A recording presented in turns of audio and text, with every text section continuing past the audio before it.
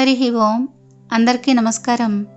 ఈరోజు భగవద్గీతలోని ప్రథమాధ్యాయమైన అర్జున విషాద యోగంలో 44వ శ్లోకం నుంచి చెప్పుకుందాం. అహో బత మహత్పాపం కర్తుం వ్యవసితా వయం యద్రాజ్య సుఖలోభేన హంతుం స్వజనముజ్యతాః. అహో బత వయం మహత్పాపం కర్తుం వ్యవస్థితాః రాజ్యసుఖలోభేన యత్ స్వజనం హంతుం ఉజ్యతాః.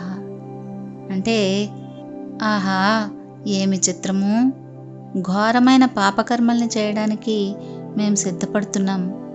రాజ్యసుఖాలని అనుభవించాలనే కోరికతో మేము స్వజనుల్నే చంపాలని కోరుతున్నాము అని భావం. స్వార్థం కోసం తన వారిని చంపడం పాపం. అర్జునుడు ధర్మపరుడు, ధర్మాధర్మ విచక్షణ జ్ఞానం కలవాడు. కాబట్టి తన బంధుమిత్రుల్ని కేవలం రాజ్యం కోసం యుద్ధంలో చంపడానికి సిద్ధపడడాన్నే పాపకార్యంగా భావించాడు. ఆ విషయాన్నే కృష్ణుడితో, అయ్యో, ధర్మాన్ని ఎప్పుడూ ఆచరించే మేము ఇలా అధర్మాచరణానికి పూనుకున్నామే అని వాపోతున్నాడు. ఈ రోజుల్లో చాలామందికి స్నేహితులు లేరు, బంధువులు లేరు, తోబుట్టువులు లేరు, ఆఖరికి కన్న తల్లిదండ్రులు కూడా లేరు. స్వార్థం ముందు వేరెవరూ కనపడడం లేదు. డబ్బు కావాలి, అందరికీ డబ్బే కావాలి. ఆస్తిపాస్తులే ప్రధానమైపోయాయి. వాటి కోసం మనిషి కన్నవారిని హింసించడానికి, చంపడానికి కూడా వెనుకాడడం లేదు. ధర్మాచరణం లేదు సరికదా, మానవత్వం కూడా ఉండటం లేదు. ఈ రోజుల్లో ఇటువంటి సంఘటనలు సహజమైపోయాయి.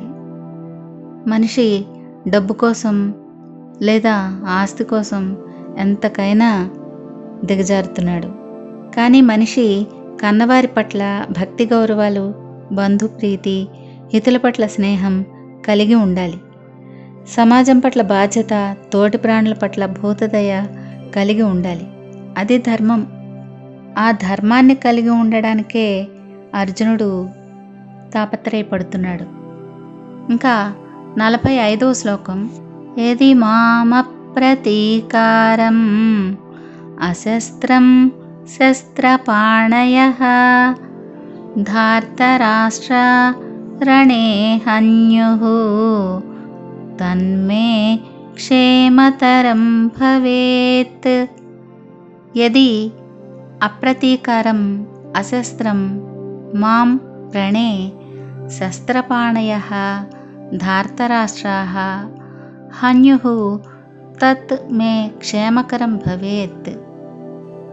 అంటే ఒకవేళ ప్రతీకారం చెయ్యని వాడిని, అంటే ఎదుర్కోని వాడిని, ఆయుధం లేని వాడిని అయినా నన్ను యుద్ధంలో ధృతరాష్ట్రుని పుత్రులు చంపినా అది నాకు క్షేమతరమే కాగలదు అని అర్జునుడు అంటున్నాడు. ఇక్కడ అర్జునుడు బంధుమిత్రుల్ని యుద్ధంలో అయినా సరే చంపదలుచుకోలేదు. పైగా ఆయుధాలు ధరించకూడదనుకుంటున్నాడు కూడాను. అవతలి పక్షంలో ఉన్నవారు యుద్ధం చేయడానికి ఉత్సాహంగా సిద్ధంగా ఉన్నారు. ప్రతిపక్షంలో ఉన్నవారు తమకి బంధుమిత్రులైనా సరే వారు చంపడానికి సిద్ధమయ్యారు. యుద్ధ నియమాల ప్రకారం నిరాయుధుడు, యుద్ధం చేయాలని కోరనివాడు ఆయన శత్రువుతో యుద్ధం చేయకూడదు.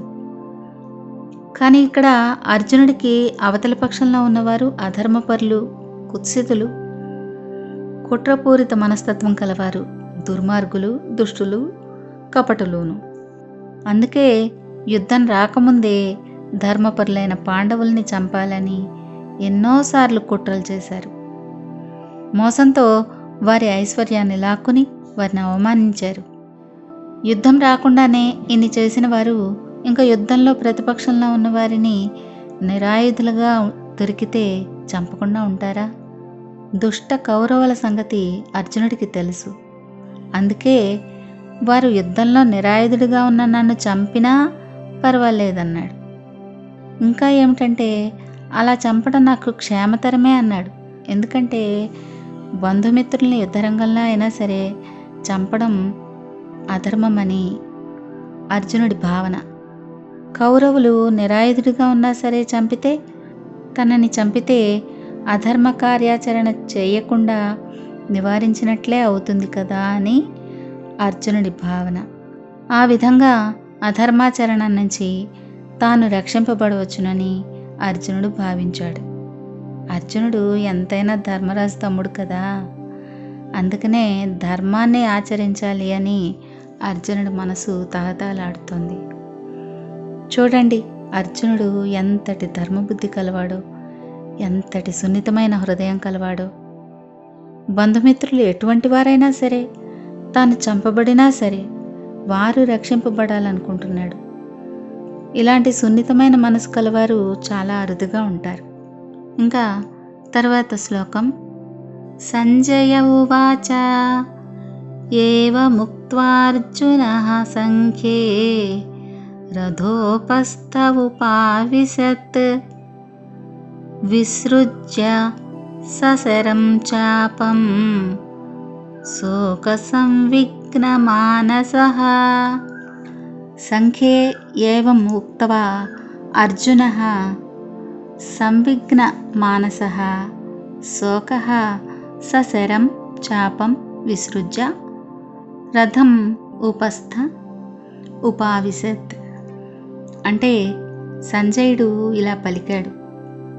యుద్ధరంగంలో అర్జునుడు ఆ విధంగా పలికి దుఃఖంతో కల్లోలితమైన మనసుతో ధనుర్బాణాలని పడవేసి రథంలో కూర్చుండిపోయాడు అని భావం. ఇక్కడ అర్జునుడు ఎదుటిపక్షంలో ఉన్న తన వారిని చూసి వారిని చంపవలసి వస్తుందనే ఆలోచననే భరించలేక, మాట్లాడలేక చేష్టలుడిగి రథంలో కూలబడ్డాడు. సామాన్య మానవుల స్వభావం కూడా ఇక్కడ అర్జునుడిలో కనిపిస్తుంది. మృదువైన స్వభావం కలవారు ఎదుటివారు తమనెంతగా బాధ పెట్టినా, హింసించినా అన్నిటినీ క్షమిస్తూ భరిస్తారు. అలా భరిస్తే ఎప్పటికైనా ఎదుటివారు మారి మంచిగా ఉంటారని ఆశిస్తారు. అర్జునుడు ప్రతిపక్షంలో వారు మారతారు అనుకోవట్లేదు, కానీ వారి మీదకి ఆయుధం ఎత్తాలని కూడా అనుకోవట్లేదు. సర్వసంగ పరిత్యాగిలా ఆయుధాలను విడిచిపెట్టాడు. ప్రాణాలని కూడా విడిచిపెట్టేందుకు సిద్ధంగా ఉన్నాడు.